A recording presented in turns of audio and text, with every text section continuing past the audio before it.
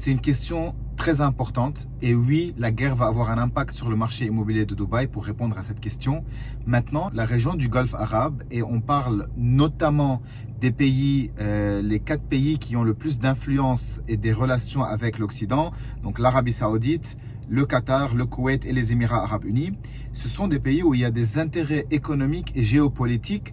Et l'Occident et à la fois les pays comme l'Inde, la Russie, la Chine, en plus des États-Unis et de l'Europe bien entendu, ne laisseront jamais une escalade envers ces pays-là parce qu'ils ont beaucoup trop d'intérêt dans la région. Donc c'est très peu probable qu'il y ait une généralisation de la guerre vers cette région-là. Donc probablement que cette région, elle va rester protégée et elle sera toujours en sécurité.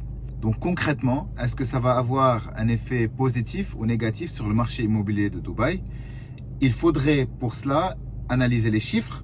Donc on étudie l'offre et la demande, comment vont jouer les volumes de l'offre et de la demande pendant les prochains mois.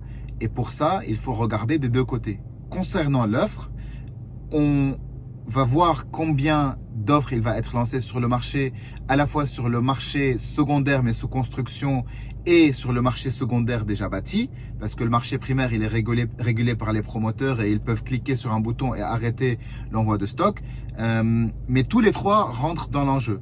Donc, est-ce qu'il y aurait un mouvement de panique sur les marchés ou pas? Et d'un autre côté, il faudrait analyser la demande. Donc, dans la demande, c'est la demande à la fois des investisseurs et la demande des résidents qui veulent acheter pour y habiter. En général, c'est très dur d'avoir un chiffrage concret pour ça, parce que d'un côté, on pourrait se dire que oui, des investisseurs ou des résidents, ils vont mettre pause et mettre en stand-by leur projet de déménagement ou d'investissement à Dubaï. Et d'un autre côté, on va avoir une bonne partie de la région. Ça s'est produit par le passé à plusieurs moments où on avait des tensions dans la région politique et économique et même des tensions de guerre. Et on a eu Dubaï, les Émirats qui se sont comportés comme la Suisse de l'Orient, et on a eu un endroit refuge dans cette région où tous les pays qui étaient impactés par cette tension ont décidé de mettre leurs fonds, leurs capitaux et d'investir et de venir résider à Dubaï parce que c'était très sécure, parce que politiquement ils sont neutres et ils gardent des excellentes relations diplomatiques avec tous les différents pays du monde.